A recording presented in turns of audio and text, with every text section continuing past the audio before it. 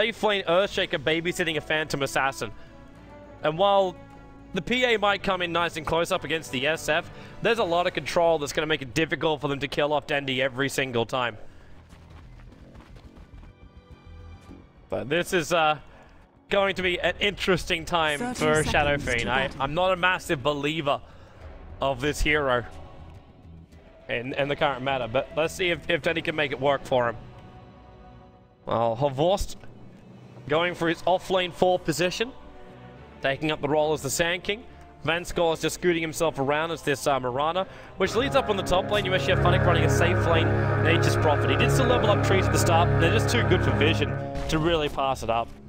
The battle begins. But he will be going safe lane, so going to try and power level up the Nature's Prophet with a little bit of support from FNG's Nyx Assassin.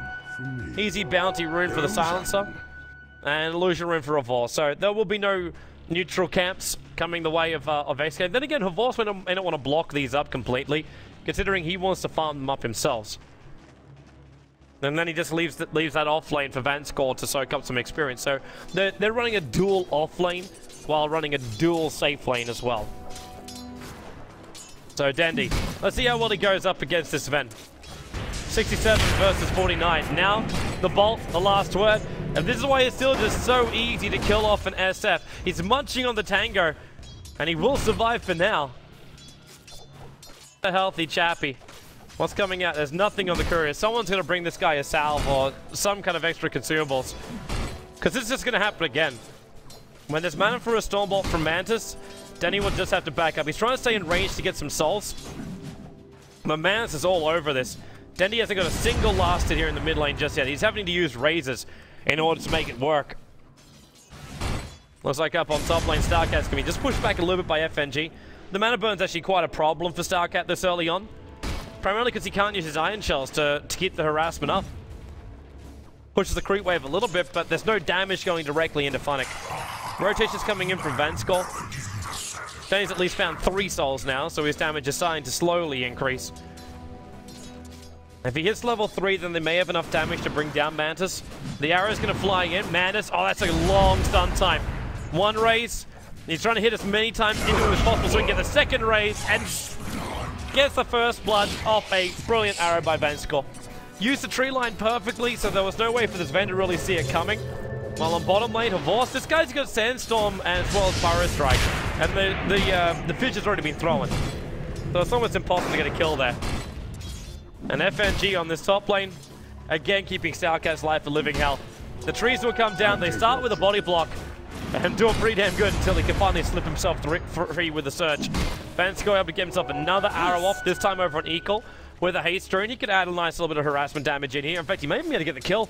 The haste will last long enough. A little bit of help is rotating up, and that's going to be Mantis with the Stormbolt. They decide to turn. Nature's Prophet going to TP up, or was highly considering it, but goddamn has already moved himself in towards that middle lane, so it would have been a very dangerous TP to do.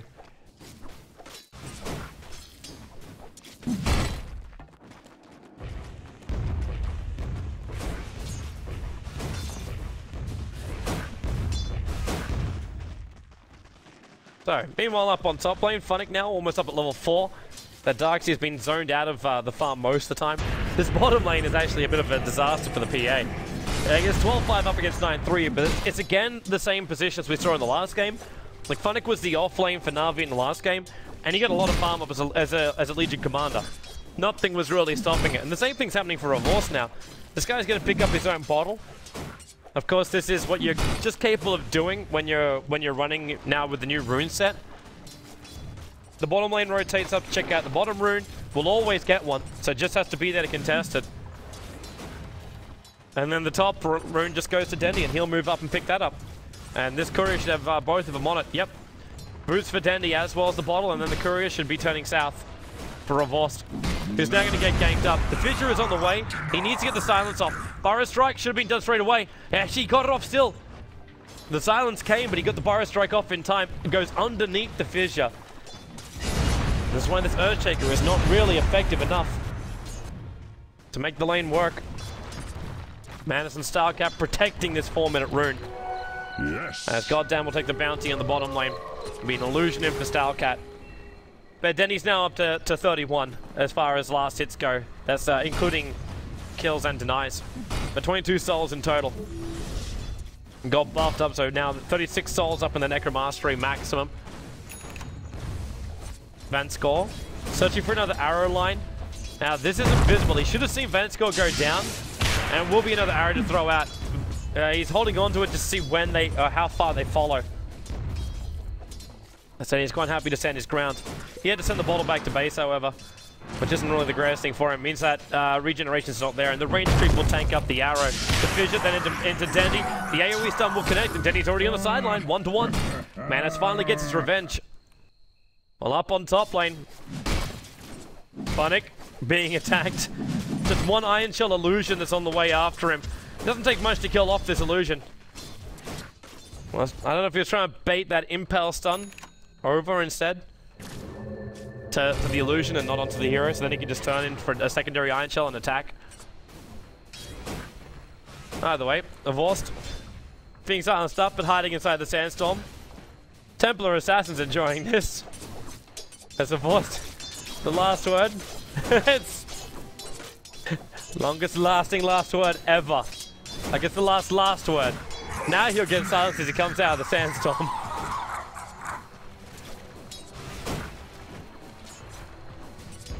Because he still has the invis to run himself away to safety. Top lane, they're coming again. Nice vision from Goddamn, but then a double stun. Funnick gonna sprout him up as well, try and buy some extra space here. They're trying to beat in the Stalcat to bring him down. They'll be successful. Goddamn slips his way past the trees. Well, Funnick got his own problems with that Radiant Creep wave chasing him down, but still 2-1 in favor of Na'Vi right now. Is under attack. As the run for the bounty rune continues. They want this into, well, so they're going to give it to FNG anyway. Dendi came down for that bottom rune, but no joy for him. This Ven's already taken that regeneration rune. And got back to lane. So Dendi needs to bring that courier out once again.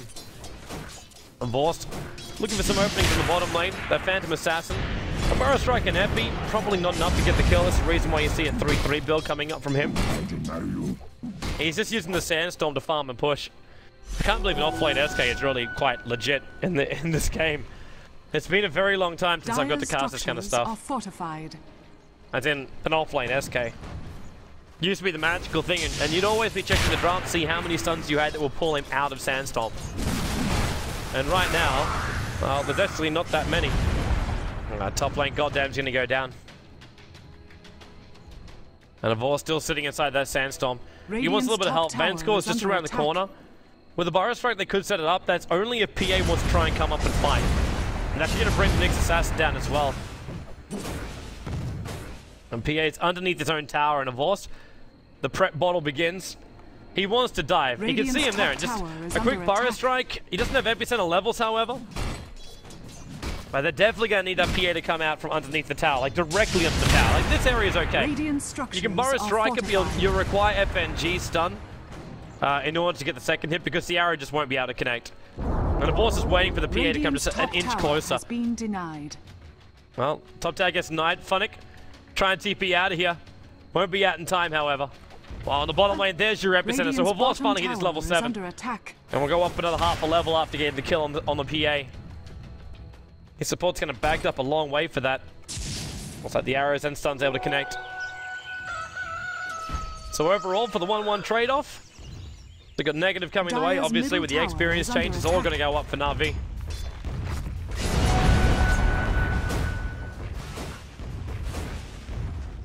Are you going to move over? Dire's top tower is under attack. Funnick up to the top lane. He still got Wrath of Nature and 4 levels up with the treants. With his phase boost, Null Talisman, and Ring of Aquila.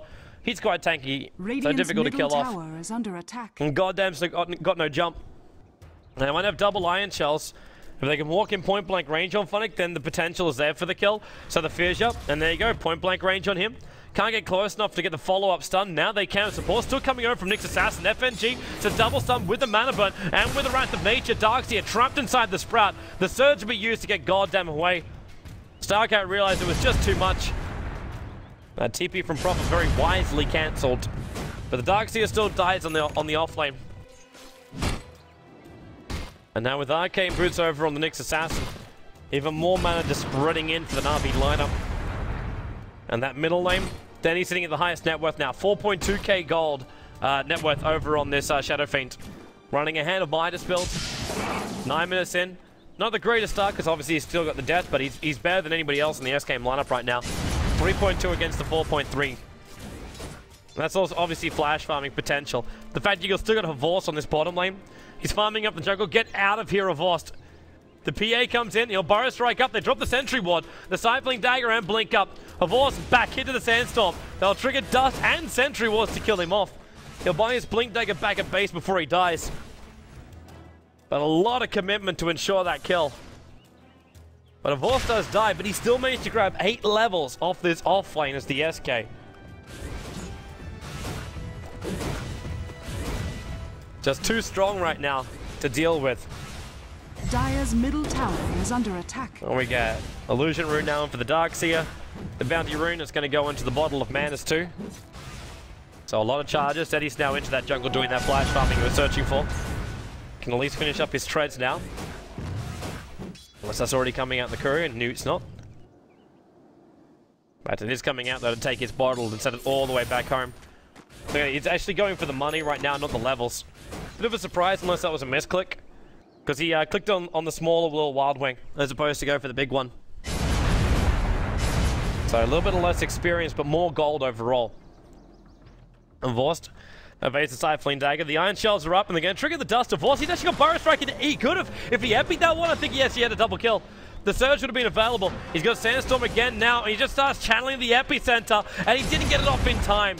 The Earthshake will die up on the top line while all that's going on. But if Vorst, like if we actually had classic Vorst, he could have just gone for the double Burrow Strike straight to the Epicenter, and there's nothing they could have done to stop him then. Even with the Iron Shell burn damage, he still would have got it off, and the Epicenter effect would have lasted long enough. He would have got 1 kill, potentially 2, depending on the Surge target.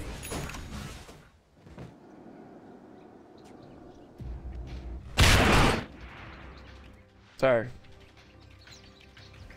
Vorst now gets to return to that bottom lane, Blink Dagger in hand. Bottom tower is under attack. Vanskor. He's the man soaking up the experience in that mid while Denny's off in the jungle farming up. He can move fast enough through that anyway. He's up to max souls now. So feeling very confident to either try and force towers. So we could also look towards an early Roshan. Darkseer, very, very low. Hellbear. You can see it coming from a mile away. It's like, that tick is not going to work. That tick was not going to work. The arrow, 5 seconds over on Manas. The Invis Rune, not only bolted up, equally able to deny it up. Middle tower is under as attack. Vanskor just hovering over Manas. More supports rotating up. FNG going into Invis. He did that right underneath the Observer Ward, however. So they should not, but the Burrow Strike's already connected. They'll use the damage from the Vendetta. Then the follow-up arrow connects perfectly. And it's 8-4 with 4 heroes from Na'Vi now in the middle lane. Denny's still the only one absent. Farming up inside the jungle. They'll fortify up and try and defend. But this could be the second tier 1 tower now going the way of Na'Vi. Radiant's middle tower is under attack. Not taking them long at all. Has fallen. A full drums is now completed over on the Phantom Assassin at least. There's some decent farm coming her way.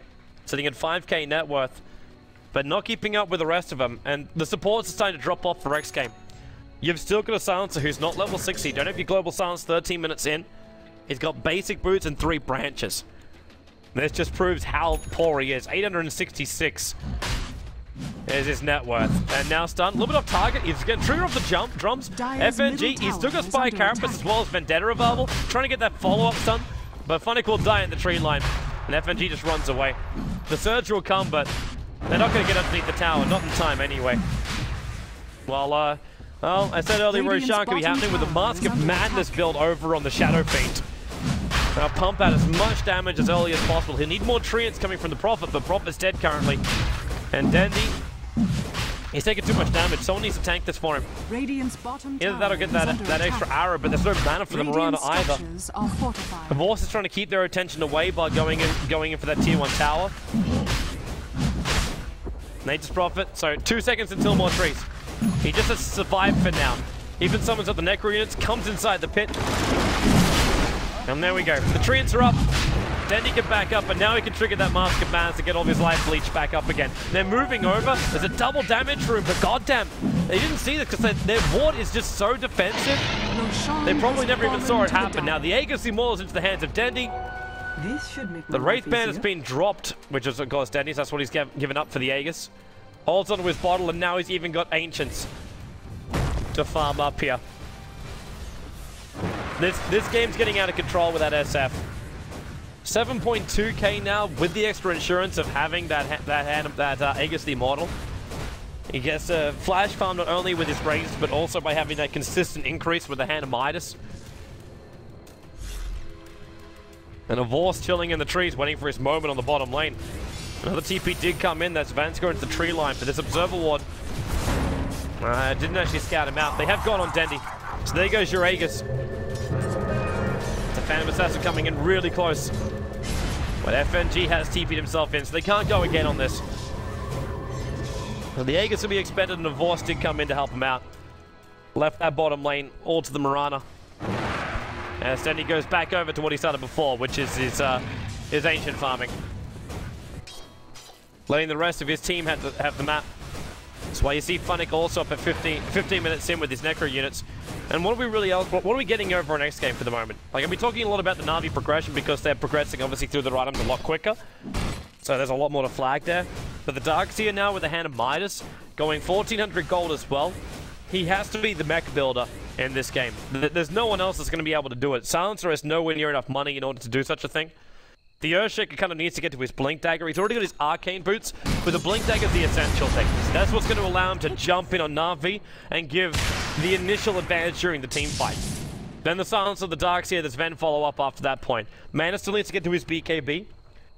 He could potentially build into drums, but if he was going to do that, he wouldn't have picked up the Ogre Club first. Dire's middle tower is under attack. And I don't think he really can afford to go both drums and BKB and have them both up at the same time. It's not going to be quick enough. Shadowblade SF is on the way, so double invises. It's going to prioritize Sentry Wards, Dust, and Gems, now over towards X-Game. We got one Sentry in the hands of Silencer right now. I'm not seeing any Dust. Go through all their players. Yep, nope, not a single Dust. This is problematic. They were already using a large amount of it to try and kill off a Vorse on that off-flame. They might just have to buy a straight gem. They may be their only solution. Once they realize what Dendi is building into, or I should say, building into, has completed building. The Courier's just going to bring it out to him. So the tier 1 tower trade-off begins. PA trying to force that top lane. Here in the Wrath of Nature, as you know, that can't be... No, it was Nature's Call. Dire's structures are but they could use Wrath of Nature and keep him off this top lane. Top tower is under attack. And now the tier 1 tower will drop. Dire's top Wrath of Nature does go through, but it's already a little bit too late. They're not going to find any kills up here, even if Vanscore does want to move up slightly aggressively. Throws an arrow for some vision. The arrow, oh, Sven. Oh, that's a pain in the ass. Stun while he's TPing out. That's some good experience as well as money to have on bottom lane. Might really regret this now.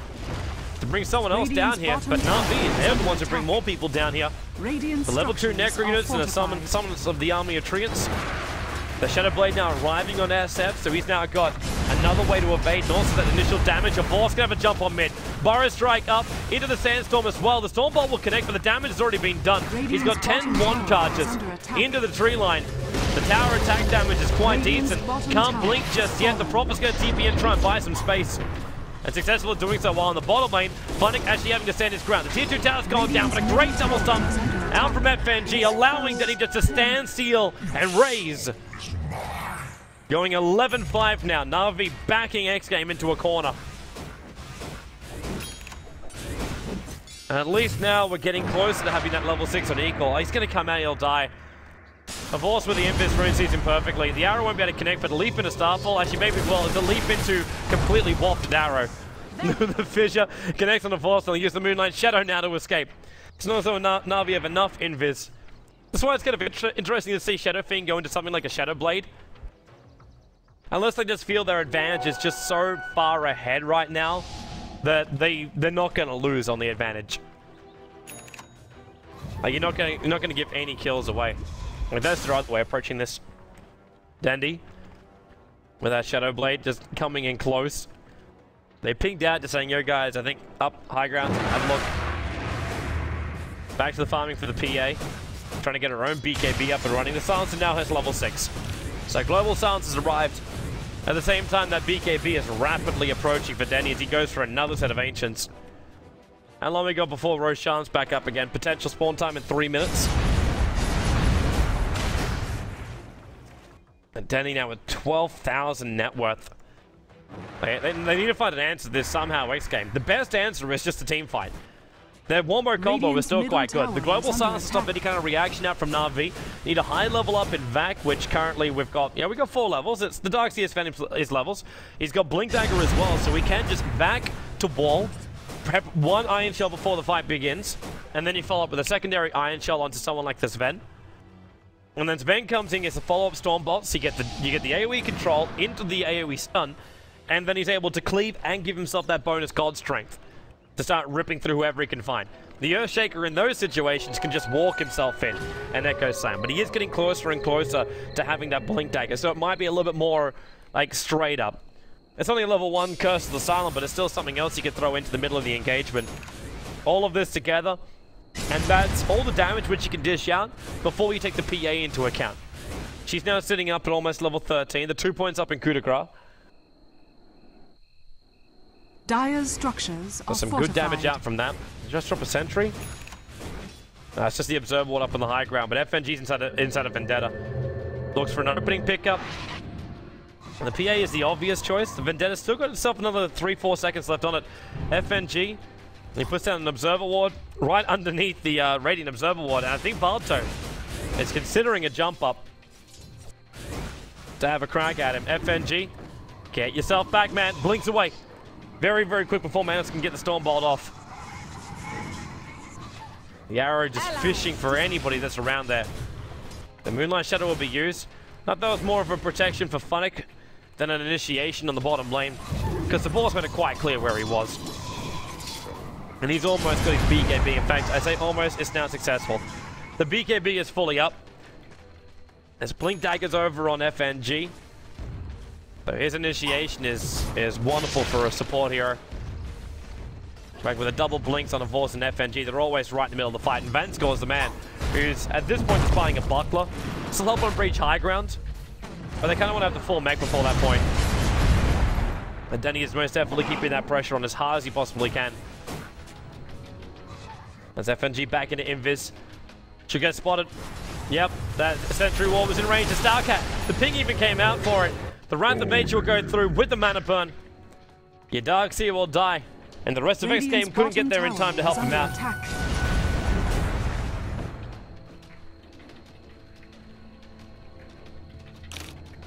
Radiant's middle tower It's not as though is under Dendi needed attack. any more. He gets himself a bounty rune. Bottle charge is up. Full BKB is up. And Balto might be going down. There is still Equal wandering himself around. They're trying to get rid of any Observer Ward or any way for the next Assassin to surprise them on this top lane. Allowing them to farm up underneath the tier 2 tower without always being completely fearful of everything. Then he's coming in for that mid tier 2.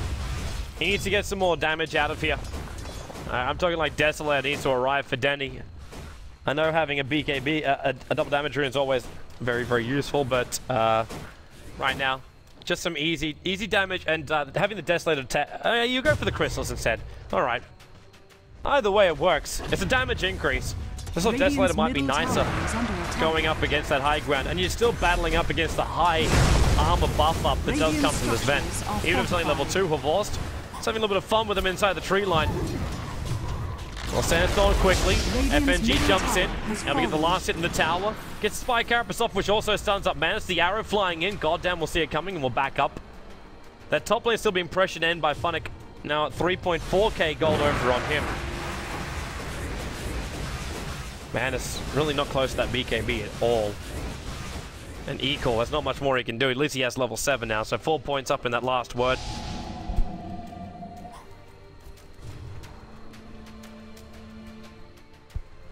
The Blink Dagger on the Earthshaker is like the only saving grace right now for X game. They have it. I think Na'Vi, though, like, they're very much aware. He blinked into the lane just then. So they're very much aware of what's going on. Manus killing a Necro unit, taking some nice burst damage from that. I think they know what Vorce is in the tree line. They must have seen him go in. But they do not want to jump out because they don't know what else they're up against. Dire's middle tower is under attack. Now they're being watched like hawks. This aggressive observer ward now down.